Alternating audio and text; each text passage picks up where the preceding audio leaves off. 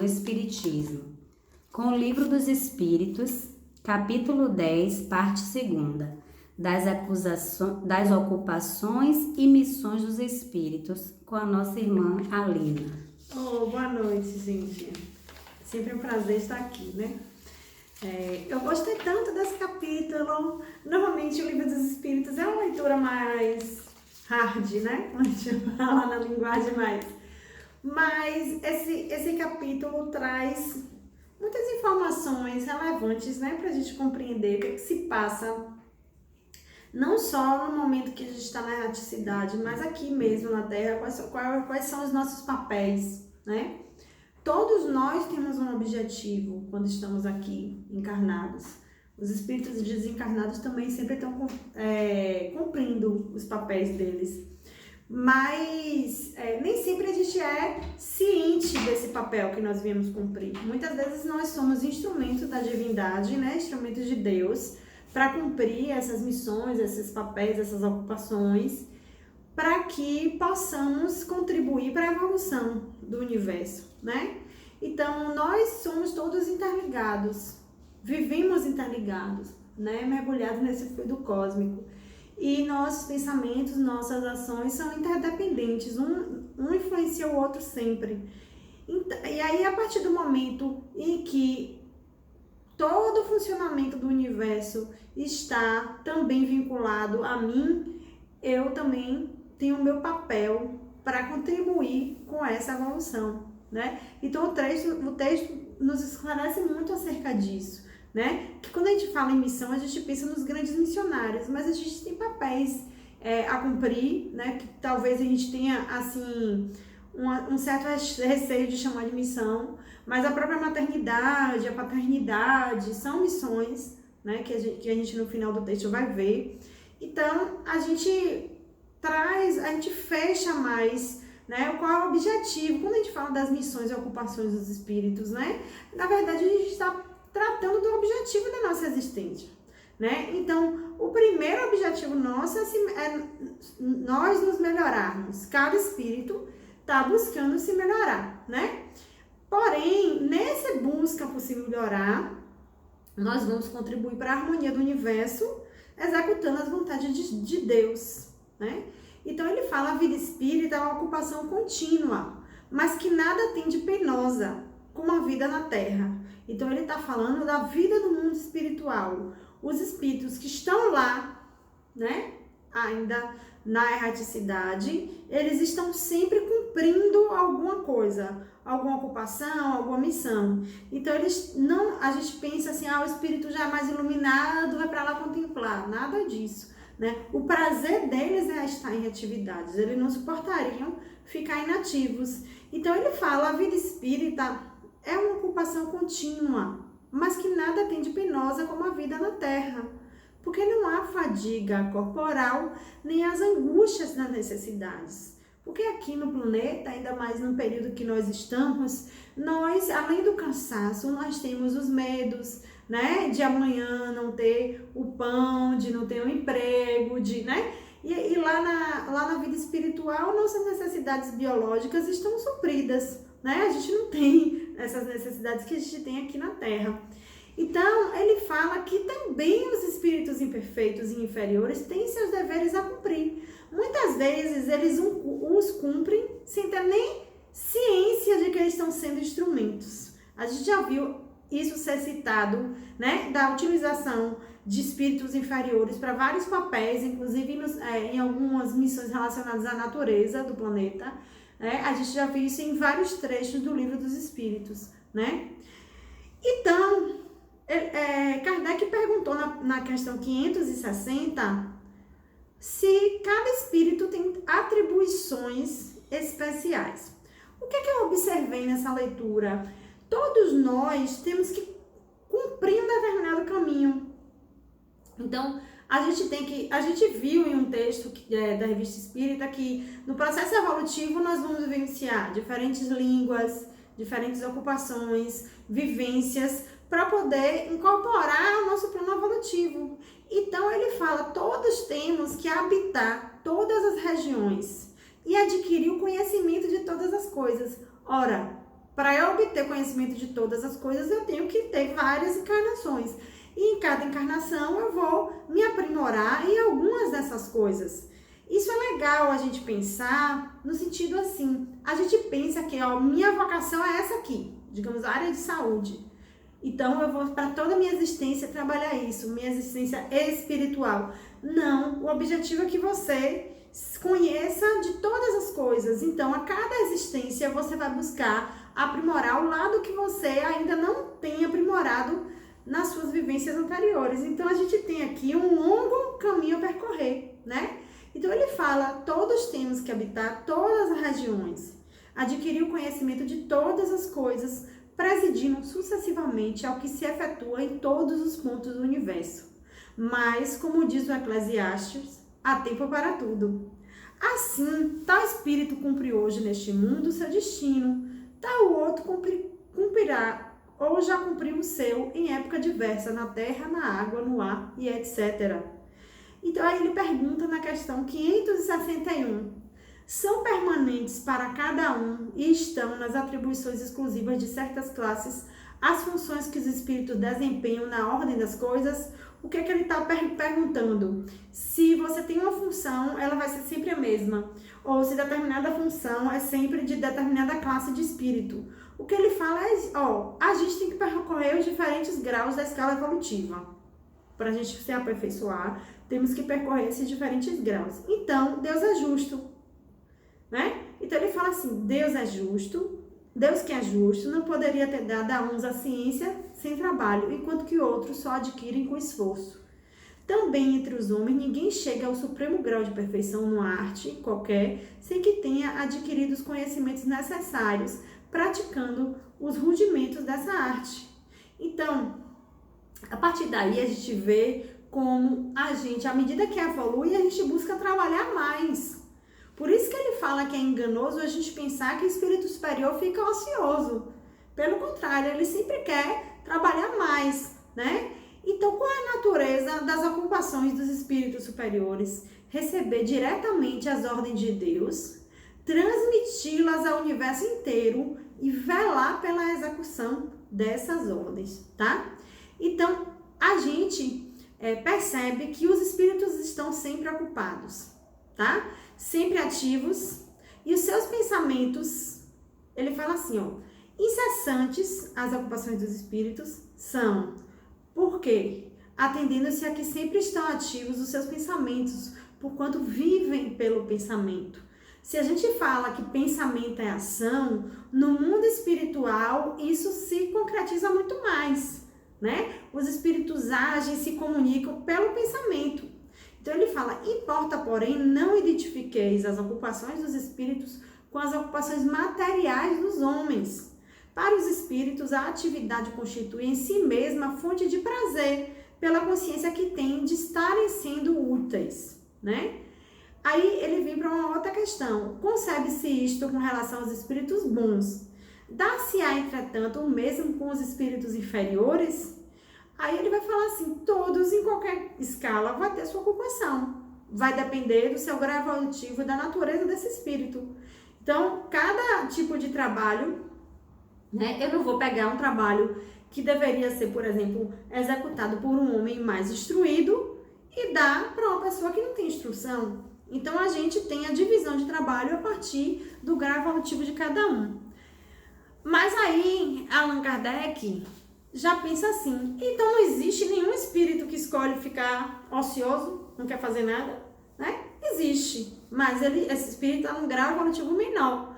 Só que nenhum espírito consegue ficar eternamente ocioso, né? O que é esse ocioso? Ele fala, ocioso é aquele espírito que vive só para si, né? Então não dá para permanecer indefinidamente nesse estado, né? Cedo ou tarde, o desejo de progredir lhe faz sentir a necessidade de atividade. Infelizes se sentirão por poderem tornar-se úteis, né? Então, vem do interno essa vontade de evoluir. Além disso, se a gente pensar bem, todas as pessoas das nossas relações vão evoluindo. Então, a pessoa vai ficando para trás se ela decide estacionar dessa forma, né? Então, você vai vendo, vai aspirando né, ao que vivencia os outros espíritos mais evoluídos, e então vai buscar trabalhar para alcançar aquilo ali, tá? E aí ele pergunta sobre o interesse dos espíritos às artes, né?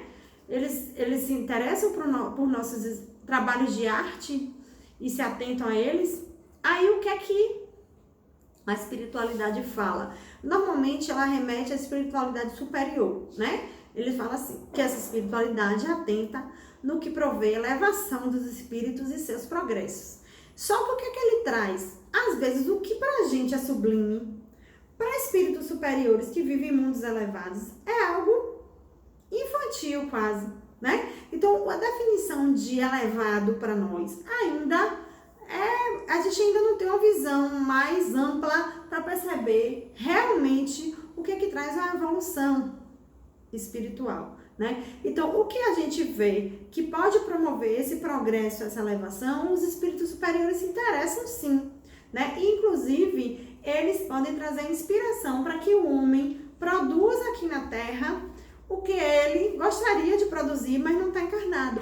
Então, aí que a gente vê também a inspiração para produção de um livro, né? Para composição de uma música, né? Esses autores de músicas clássicas tão sublimes, que pra gente, pelo menos, é tão sublime, né? A gente vê essa inspiração. Então, esse interesse deles pela arte vai depender do grau evolutivo dele, né? Então, eles falam assim, ó, como pretenderias que espíritos que habitam no mundo superiores, onde existe arte que desconheceis, admire o que aos seus olhos corresponde a trabalho de colegiais, né? Então, eles estão mais interessados no que tem uma progressão maior. Só que os espíritos mais, o que eles chamam de vulgares, né? Os espíritos que ainda não são evoluídos, né? O caso já é diferente, o ponto de vista mais restrito. Então, eles vão admirar, né? A depender do grau evolutivo, determinado tipo de arte, né? E aí ele pergunta se os espíritos costumam imiscuir-se em nossos prazeres e ocupações. Então ele fala assim, os espíritos vulgares sim, eles nos odeiam constantemente e com frequência tomam parte muito ativa no que fazemos, de conformidade com nossa natureza. Cumpre assim aconteça para impelir o homem pelas diversas veredas da vida e para lhes exercitar ou moderar as paixões. Então, é o que ele fala, as coisas desse mundo, os espíritos vão se ocupar, vão se interessar a depender do grau evolutivo dele, né? Então, os espíritos superiores conseguem examinar, né, se determinada atividade nossa é interessante para a evolução de um determinado local e deles podem se ocupar, certo? Mas eles só vão se envolver e ajudar nessas tarefas se eles veem que são úteis ao progresso, tá? Então, quando é uma questão mais material, os espíritos inferiores é que estão mais ligados, tá? Aí ele pergunta, e missão de espírito se cumpre na erraticidade ou quando o espírito está encarnado? E a resposta que se tem é que a gente pode cumprir em um ou outro estado, vai depender da natureza dessa missão, né? Ele pergunta, então, que tipo de missão poderia ter um espírito errante? Variadas, tá? Tem muitas missões, inclusive coisas que a gente não tem a capacidade de compreender. Então, ele fala que os espíritos executam a vontade de Deus, tá? Mas deixa claro que o objetivo sempre é o bem, tá? Então, todos os espíritos e os homens são incumbidos de auxiliar o progresso da humanidade, dos povos, dos indivíduos, dentro de um ciclo de ideias mais ou menos amplas, mais ou menos especiais, de preparar os caminhos para certos acontecimentos e de velar pela execução de determinadas coisas. Então, eles recebem uma missão e eles buscam cumprir pelo bem maior. Às vezes, uma missão que parece pequenina, né? A gente pensa em grandes missionários, por exemplo, como Chico Xavier. Mas as pequenas missões, na sua soma, vão contribuir, né, para a harmonia do todo, tá? Para nosso planeta, para nosso universo. Primeiro para nossa família, depois para nossa vizinhança, para os ambientes sociais que nós frequentamos. e por aí vai, tá? Então, algo que parece pequeno, insignificante, ou até que a gente não se dê conta de que é uma missão, né, ou de que é uma ocupação enviada por Deus, né, na verdade tem uma programação para que a gente tenha um resultado final, tá? Então, ele fala, alguns desempenham missões mais restritas e, de certo modo, pessoais ou inteiramente locais. É o que eu falei que às vezes parece menor, mas não é.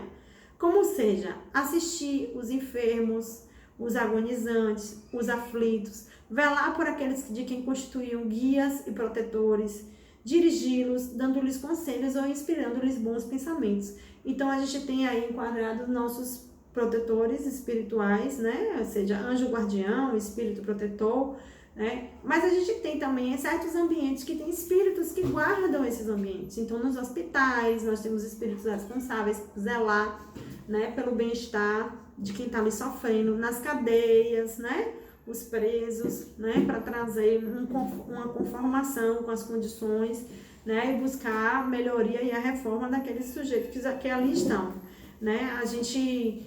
Jesus ensina que nós devemos odiar o crime, mas amar o criminoso, né? Então, a gente tem que buscar sempre a reabilitação das pessoas, e os espíritos também buscam isso. Pode dizer-se que há tanto gênero de missões quanto espécies de interesses a resguardar, assim no mundo físico como no moral. O espírito se adianta conforme a maneira por que se desempenha a sua tarefa. E lá na frente ele fala que muitas vezes o espírito não consegue cumprir, né, o que se propôs, tá? Chega aqui no mundo carnal, vem com a missão e se desvia nesse caminho muitas vezes, né? Seja porque o peso foi muito grande, seja porque existem os chamamentos do mundo material aos quais ele não conseguiu resistir, tá? Então ele fala, nem sempre os espíritos têm consciência dos desígnios que competem a eles executar. Então, a maioria dos espíritos inferiores, por exemplo, são instrumentos cegos. O que é isso? Eles são instrumentos da criação, mas você que diga a ele que ele é esse instrumento, né? Ele não tem nenhuma ciência de que é esse instrumento. A importância das missões corresponde às capacidades e à elevação do espírito. Então, quanto mais capaz, quanto mais elevado um espírito, né, ele vai receber missões mais grandiosas, até porque ele vai ter uma maior capacidade de cumprir essas missões. Aí ele pergunta, a missão de um espírito é imposta a esse espírito ou depende da sua vontade? Então, ele fala que ele pede, e se consegue, né, obter a missão pedida, ele é ditoso, ele fica feliz, fica satisfeito, né? Às vezes, muitos espíritos pedem a mesma missão, né?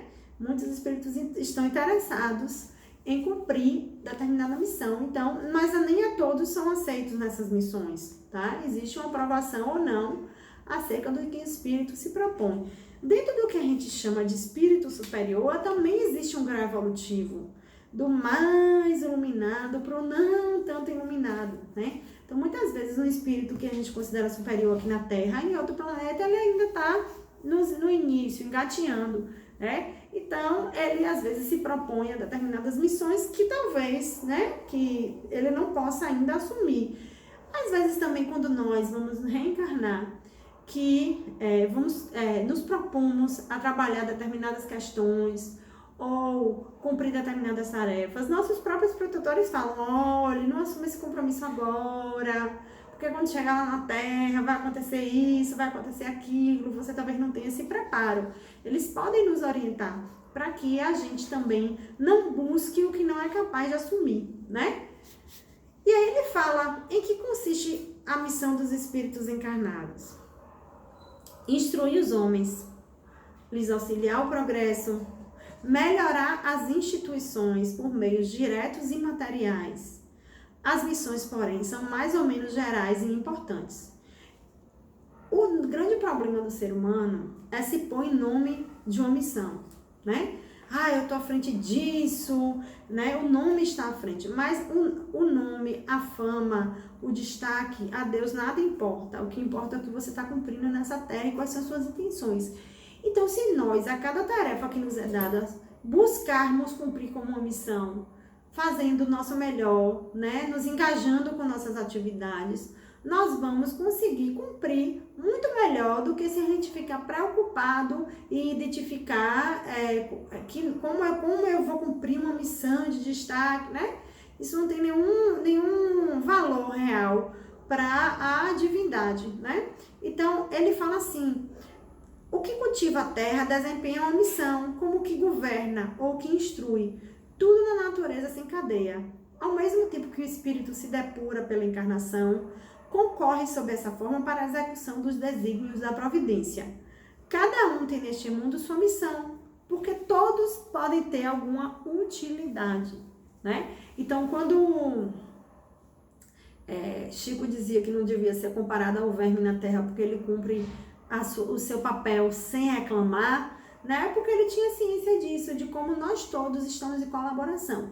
Muitas vezes a gente só pensa no homem, mas a gente não pensa que nós vivemos também em colaboração com todos os reinos da natureza, né? Então, eu penso que os animais e as plantas colaboram muito mais conosco do que nós colaboramos com eles. A gente ainda não tem real ciência dessa unificação, né, como criaturas de Deus, tá?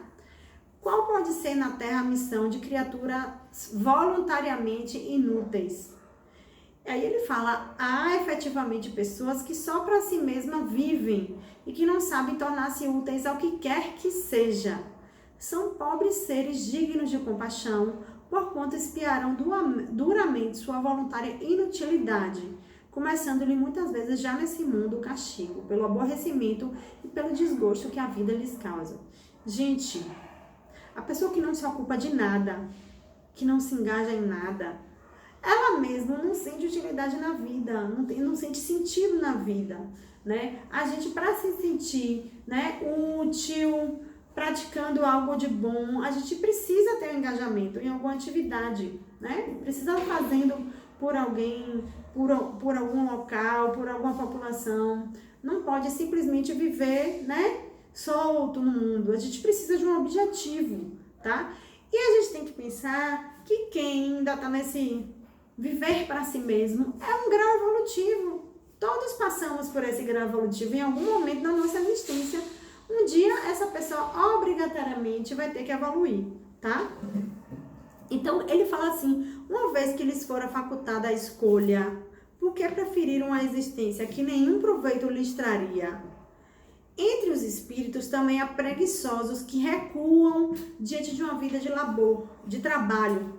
Deus consente que assim procedam.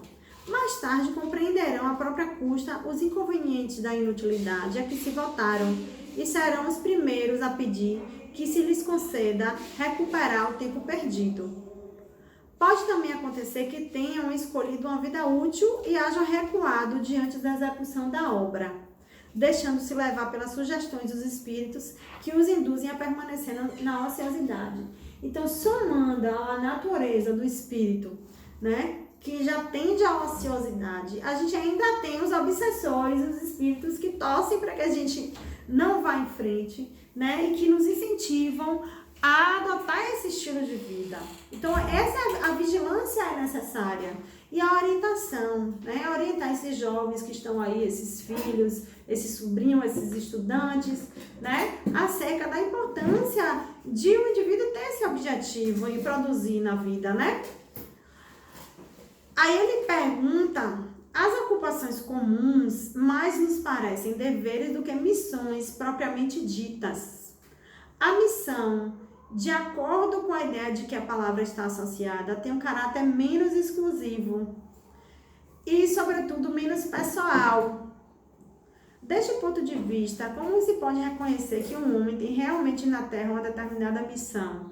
Então, ele fala, aí já é uma missão analisada como as coisas mais grandiosas, né? Então, ele fala, é pelas coisas grandiosas que opera, pelos progressos a cuja realização conduz seus semelhantes. Então, nós podemos dizer que alguém tem uma missão quando ele está produzindo um bem que vai beneficiar ao trem, não é só a si mesmo, né? Então, ele pergunta se esses homens que têm uma missão importante foram predestinados a essa missão e se eles têm conhecimento de que tem essa missão. Aí ele fala, algumas vezes sim. porém é mais comum que eles ignorem. Então, eles, quando chegam à Terra, eles têm um vago objetivo, eles percebem algum vago objetivo, mas eles não têm muita noção do que é essa missão. Aí ele fala que depois do nascimento, e de acordo com as circunstâncias, é que suas missões vão se desenhando às vistas. Então, às vezes, ele reencarna sem nem saber que tem uma missão prevista para ele, e ele vai percebendo essa missão à medida que vai evoluindo na encarnação, né?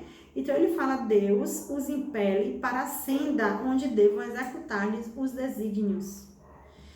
Aí ele pergunta assim, quando um homem, na questão 577, quando um homem faz alguma coisa útil, age sempre em virtude da missão em que foi anteriormente investido e a que vem predestinado, ou pode suceder que haja recebido missão não prevista? Então, a gente vive direcionado só para a missão que a gente foi predestinado, ou podem aparecer novas tarefas, novas missões? Então, ele fala que nem tudo que o homem faz resulta de missão a que tenha sido predestinado. Muitas vezes, ele é um instrumento de que serve um espírito para fazer que se execute uma coisa que julga útil. Então, ele traz aquele exemplo que eu falei anteriormente, o espírito julga útil que determinado livro seja publicado, ele vai, procura um médium que não veio predestinado a essa missão, e o espírito também, né? Aí ele, poxa, esse médium aqui, né, traz em si qualidades que vão contribuir para a publicação desse livro, tá? Então, o escritor não veio à Terra com a missão de publicar a obra, ou outros trabalhos artísticos que a gente vê, outras questões, porém, né, foi avaliado que ele seria útil nessa missão, tá? E ele fala também que muitas vezes, durante o sono, o espírito encarnado, né, desdobra e vai até esses espíritos e recebe, né, o comunicado desse papel que eles têm a cumprir, né? E aí ele fala assim, poderá o espírito por própria culpa falir na sua missão? Aí ele fala sim, se não for um espírito superior. Porque na realidade, os espíritos mais superiores têm maior ciência do desdobramento das coisas. Então, a missão que eles assumem, eles sabem que com o trabalho árduo deles e com a atividade deles, tudo vai se cumprir, né? Mas o espírito que não tem esse grau de superioridade, muitas vezes pode pegar missões que Deus sabe que ele não vai conseguir cumprir, mas ele precisa daquela lição ali, né? Muitas vezes o nosso ego, o nosso orgulho está muito à frente de muita coisa. E a gente se propõe, até tem boa intenção, mas a gente se propõe a fazer coisas que a gente não consegue sustentar, né? A gente vai falar no próximo texto do trabalhador, né? Que começa as coisas e não termina, né? Que está sempre trocando de lugar, né? Que não se encontra em lugar nenhum. Porque é justamente isso, não consegue sustentar isso, tá? Então ele fala, que consequências lhe advirão de sua falência? Terá que retomar a tarefa. Essa é a sua punição. Também sofrerá as consequências do mal que haja causado, né?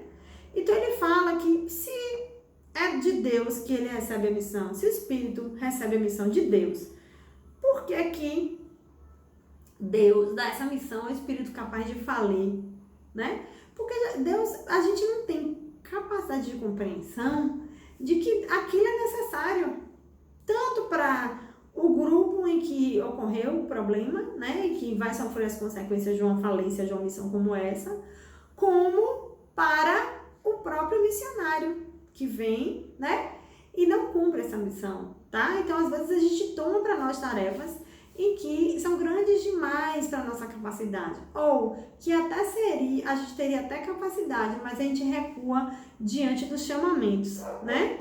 Então, Deus sabe muito mais, né, do que nós, e nem tudo a nós é possível revelar. Então, ele fala assim, um espírito que encarna só para desempenhar missões, né, tem a mesma apreensão, a mesma insegurança, o mesmo medo, as de outro que o faz por provação, ele diz que não, porque o espírito que vem com missão, ele já tem uma experiência adquirida, né? Aí ele fala assim, certamente, na questão 581, Certamente desempenham missão os homens que servem de faróis ao gênero humano, que o iluminam com a luz do gênio. Entre eles, porém, alguns há que se enganam, que de par com grandes verdades propagam grandes erros. O que é que ele está dizendo aqui? Aqueles gurus, né? Que trazem ideias fantásticas, mas que estão propagando na realidade erros, enganos, né? Eles se autodenominam mestres, gurus ou o que for, né? Ou homens enviados por Deus. E, na verdade, eles estão se colocando numa posição muito maior do que eles realmente são.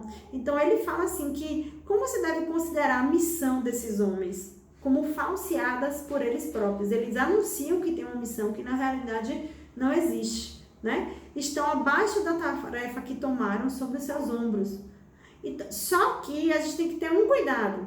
Muitas vezes, um sujeito que traz ideias consideradas absurdas, ele não foi compreendido na sua época, mas nem por isso quer dizer que é um sujeito que não tinha uma missão, né? Então, a gente precisa saber identificar quem é que está se autodenominando. A gente sabe, né, que na realidade os espíritos superiores, eles são mais humildes, eles não ficam declamando seu ego por aí, nem se colocando numa visão superior. Então, você vai para uma irmã Dulce, ela não se colocava, eu sou um espírito de luz e vim para cuidar da humanidade, né? Ela se colocava como uma pessoa que se identificava com o sofrimento do outro, né? E queria ajudar.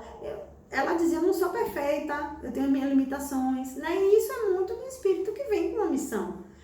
O espírito que vem com a missão não diz, eu sou o iluminado. O único que tinha essa capacidade de se reconhecer como enviado por Deus era Jesus. Porque ele tinha uma clareza e uma conexão com a espiritualidade que a gente ainda não tem essa capacidade, né? E ele pergunta, então, se a paternidade pode ser considerada como missão. Ele diz, uma verdadeira missão constitui, ao mesmo tempo, grandíssimo dever que empenha, mais do que o pensa o homem, a sua responsabilidade quanto ao futuro. Então, ele fala assim, nosso dever como pais e mães, né? Que na época era uma sociedade mais machista, falou mais no pai aqui, né? Mas nosso dever é muito maior do que a gente imagina. Ele fala que Deus colocou o filho sob a tutela dos pais, a fim de que estes o dirijam pela senda do bem, e lhes facilitou a tarefa, dando àquele uma organização física débil e delicada que o torna propício a todas as impressões. O que ele quer dizer? Por que a gente nasce bebezinho, criança, para depois virar adulto? Não nasce já adulto, um filho já adulto, né? Para que a gente, nesse período em que a gente é mais frágil, mais delicado, nós somos mais maleáveis à influência dos pais, mais educáveis. Então, os pais conseguem melhor guiar nessa senda do bem. Claro que espíritos vão surgir como filhos, que a imperfeição é tamanha que, por mais que os pais se esforcem, nem sempre eles vão seguir completamente no caminho do bem. Mas nem por isso os pais deixaram de cumprir o seu papel. Apenas não vão ficar satisfeitos se o filho seguir por um caminho que eles não gostariam, que a gente vê tantas mães angustiadas por aí, né? Então ele fala assim, mas só que o que acontece? Ele traz também um outro lado. Muitos há que mais cuidam de endireitar as árvores do seu jardim e fazê-las dar bons frutos em abundância do que endireitar o caráter do filho, né? Então, quantos de nós, pais, né, nos preocupamos com um monte de coisa, um monte de questões materiais e acabamos não aproveitando o tempo para educar nossos filhos, tá? Quantos de nós deixamos, né, para outras pessoas, né, terceirizamos esse papel de educar nossos filhos, né? Aí, então, se este vier a sucumbir por culpa deles, suportarão o desgosto resultante dessa queda e partilharão dos sofrimentos do filho na vida futura, por não terem feito o que lhes estava ao alcance para eles avançarem na estrada do bem. Então, a gente tem que buscar fazer o nosso melhor, mas se nem sempre nossos filhos seguirem o caminho do bem, apesar de nossos esforços, né? Então, ele fala que isso não é culpa dos pais. Agora, tem pais que não assumem a tarefa que lhes cabe. Aí é o problema. Então, é por isso que ele fala assim, na questão 583. São responsáveis os pais pelo transviamento de um filho que envereda pelo caminho do mal, apesar dos cuidados que lhe dispensaram? Não.